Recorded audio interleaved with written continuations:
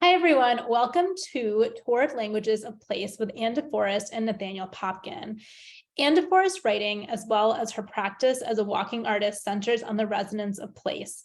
Her short stories, essays, and poetry have appeared in Gyroscope Review, Cleaver Magazine, Unbroken, The Journal, Hotel America, and PIF, and in Hidden City Daily, where she's a contributing writer. Anne has documented stories of displacement for Bustan, Seeds of Culture, examined the bonds that develop between home healthcare providers and their patients in the book Healing on the Homefront, and has walked the entire perimeter of Philadelphia with 3 other artists, initiating an ongoing collaboration to open up new conversations about margins and edges, the power of slow creative practice, and art as collective witness. She is the editor of Ways of Walking, which came out from New Door Books in 2022. And Nathaniel Popkin is the author of 7 books, including To Reach the Spring, From Complicity to Consciousness in the Age of Eco-Crisis, and co-editor of the anthology Who Will Speak for America. In his work as a writer and editor of fiction, nonfiction, film, journalism, and criticism, Nathaniel explores memory and loss, urban and historical change, architectural palimpsest, ecological grief, and the struggle for the democratic ideal. Thank you both so much for being here, and please feel free to take it away. Thanks, Ashani. It's really great to be here. Thanks, everyone, for coming. Thanks for Nathaniel for doing this with me. We're both really excited to talk about place, which is a topic that is very near and dear to us, and as you could tell from the bios, is central to both our works. So we want to get moving. I think the impetus for this, and we're going to go through on a thing, is talk separately about what the impetus for doing this workshop is. As I've said, I always have written about place. I realized I write in a lot of different genres, and I kind of realized at one point that the thing that really unites all of my interests and my explorations in writing is looking at place and understanding one's relationship to it. It's more recently that I really thought about place in terms of relationship as something that's reciprocal and mutually enlivening, not a lot like our relationship with people. I think we have relationships, all of us can think of relationships we have with places that are really as close and as deep and as meaningful as maybe some of our human relationships. So I wanted to explore how we as writers express that, and especially to think about places that maybe we have long-term relationships with, and how that relationship changes and deepens over time, and how writing also not just expresses it, but also helps articulate it and articulate it to readers so they can get to know that place too. So I'm going to pass the intro on to Nathaniel, but in the chat, I'd love for you to write in some places that you have a relationship with, a place that has special significance for you, so that we can look at what some of those are.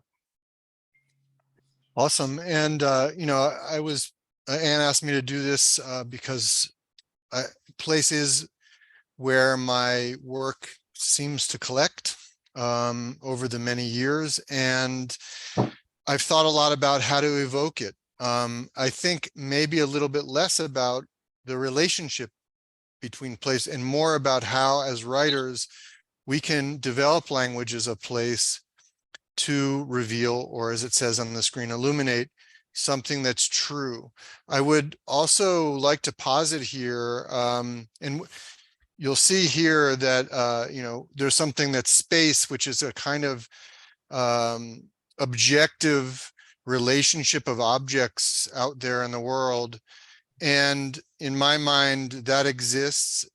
Space, therefore, is something that is potentially less valued, or less charged with value, let's say, than place. Place is what happens when we multiply or add meaning to space, and that, I think, can be a neutral thing, a positive thing, a negative thing, all in the way that we imagine what happens in space when we apply meaning to it. And that meaning could be a personal meaning, a societal meaning, a cultural meaning. You get the idea. And then also, lastly, by time which washes over everything. And it's our job as writers to always be awakened to time, because it is, since we all end up dying, it is the thing that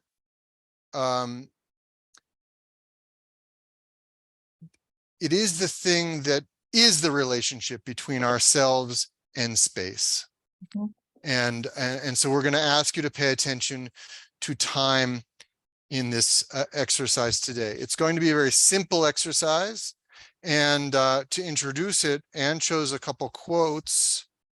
I'm sorry, where are those quotes? There they They're are. right there. It seems to jump ahead First, I just two want to slides.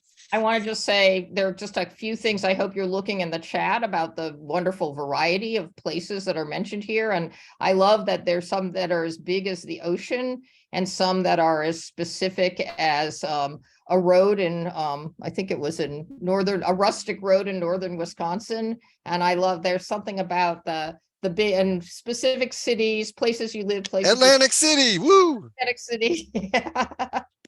So look at this list, because I think the list itself is kind of inspiring, just of the variety of places that we all have in our lives. Would anybody like to volunteer to read the quotes? Read one, the first one. Maureen?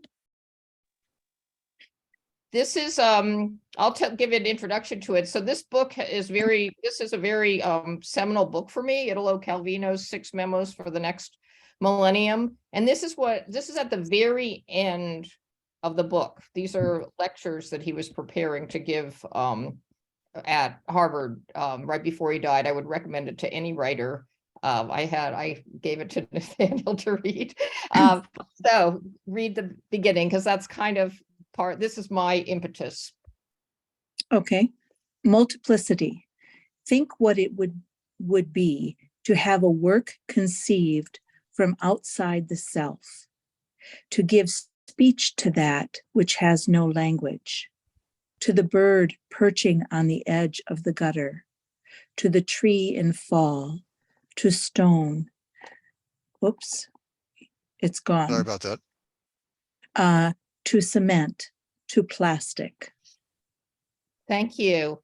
And then the next one is something I read more recently. In a way, it says something very similar to what Calvino is saying, but this is this amazing book by a woman named Nan Shepherd, who she wrote it in the 40s. It's called The Living Mountain. She lived her whole life in a small region of Scotland and had a very intimate relationship with this mountain. And the book is about her relationship with this very specific place over time, over many, many years. And this too is kind of comes at the culmination, the conclusion. Would anybody else like to read this? I can't see everybody, so.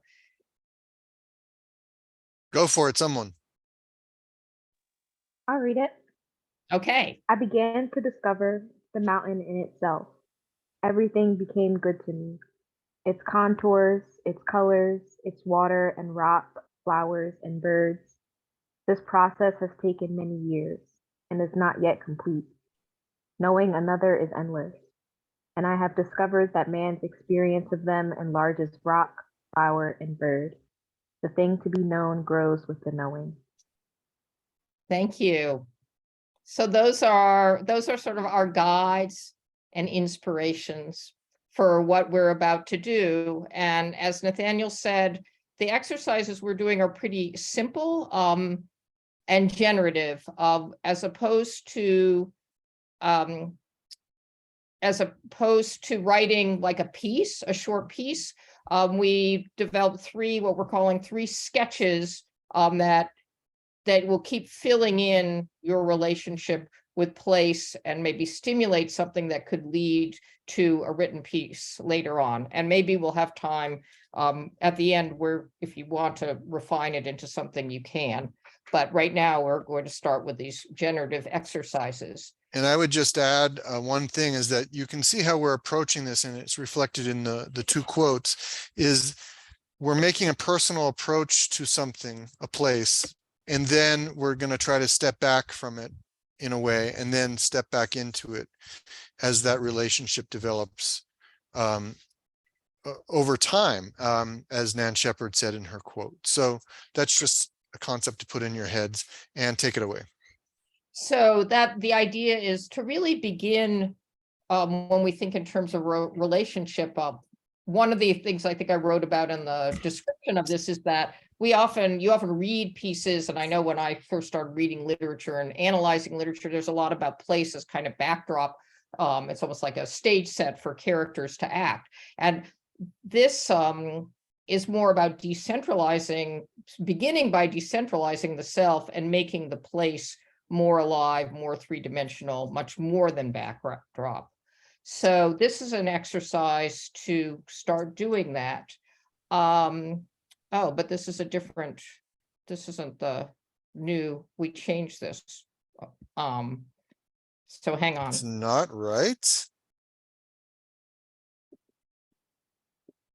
It should be. I added a few things.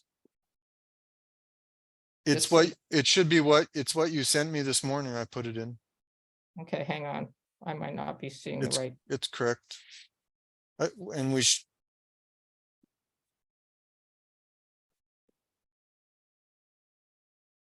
it's right. So we should just ask people to Yeah, I want you to begin. This is an idea. Use your senses and an exercise in letting the place. and if you don't have it on your screen, and I can read it. It's right here. I got it. I can Okay. read it. Okay. So begin by picking a meaningful place and imagining yourself there.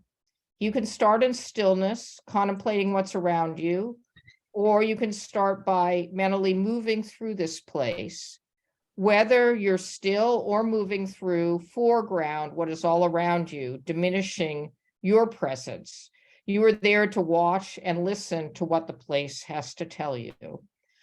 What is the name of this place?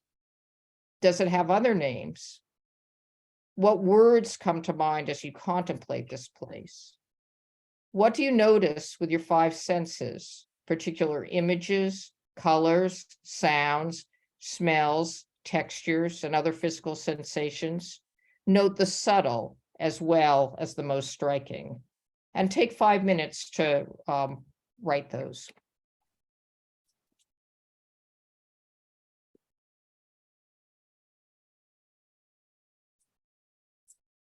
Okay.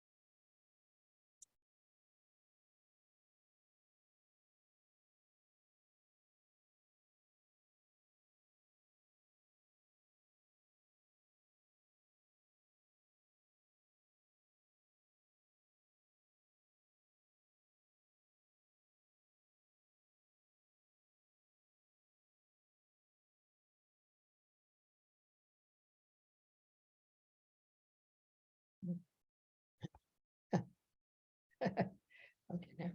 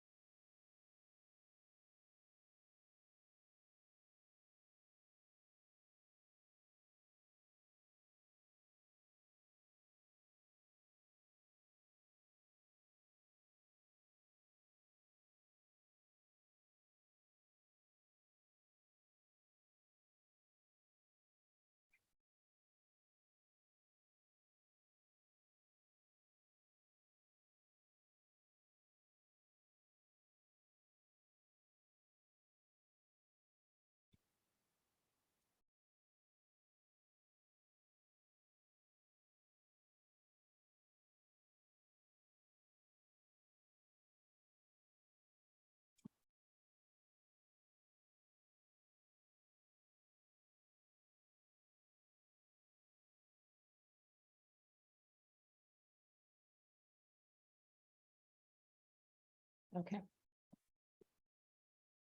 Okay, you can finish up, and Nathaniel's going to take you into the second sketch, adding time in.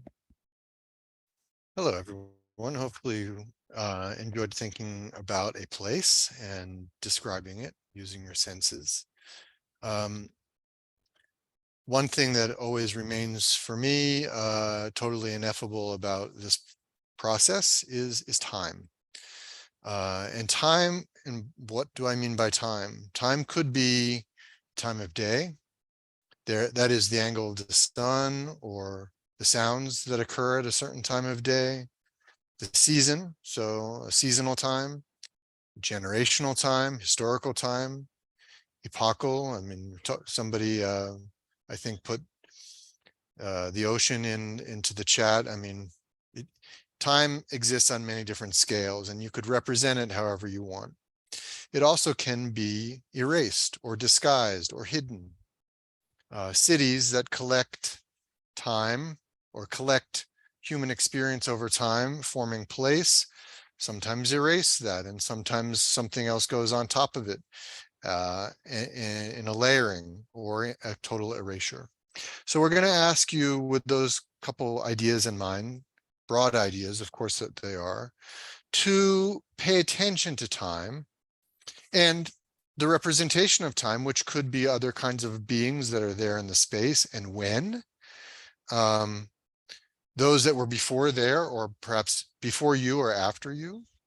And to think even perhaps, in what way does the place exist without the human, whether it's you or someone else?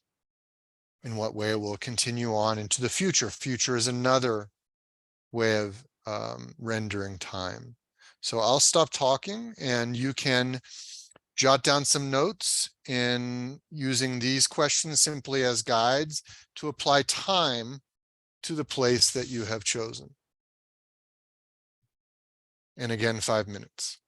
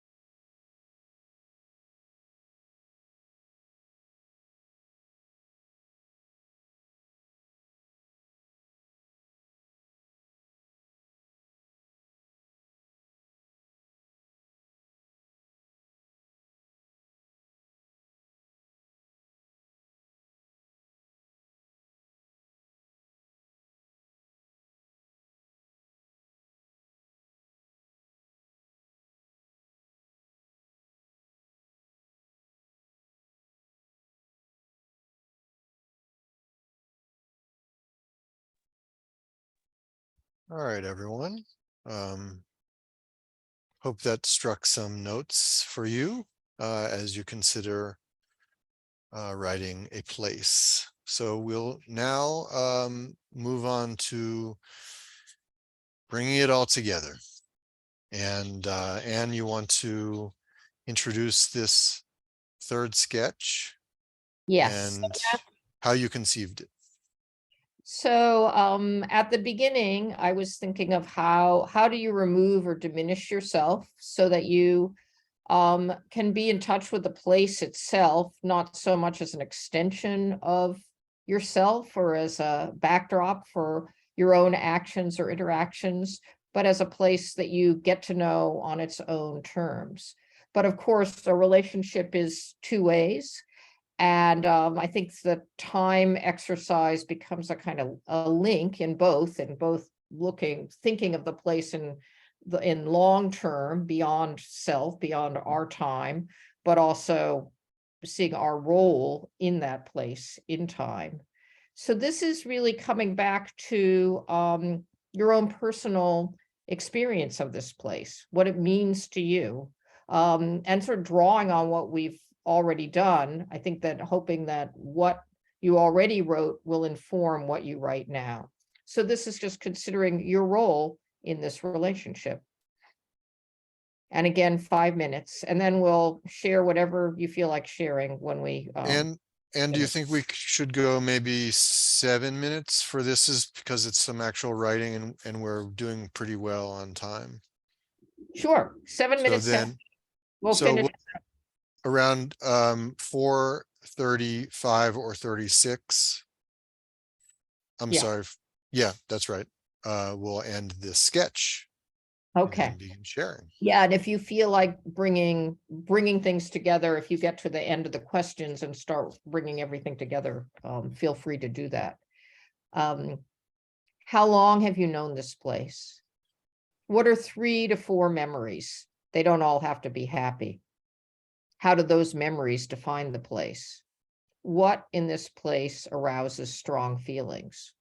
And you could say what some of those, name those feelings as well.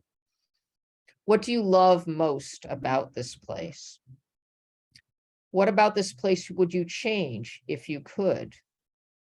What would this place change about you if it could? What, when you think about this place, breaks your heart?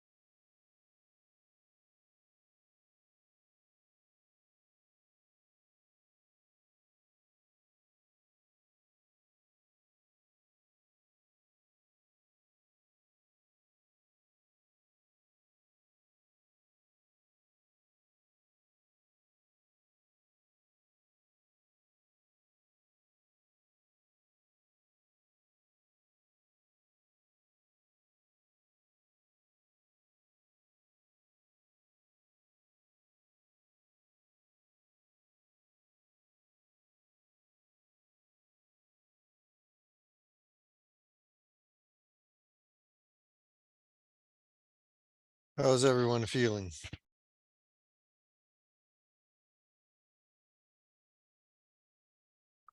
Great.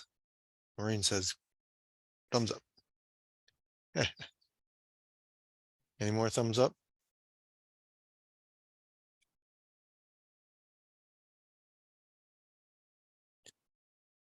And are we prepared to ask, Fran says thumbs up. All right. Yeah, okay, so good. We're, well, why don't we, oh, we have a little ending, so I guess we can keep the screen, Yeah, we can keep this screen up. but it's hard. I don't see everybody, so I'm trying to think of how to call on people to read. But if people are ready to share, we'd love to hear either snippets of how you answered the questions or anything that you want to read that you wrote that is that you feel we want to share with all of us, or just talk about the experience. And I'll go ahead and stop the recording at this point. Perfect. Thank you. Okay, great.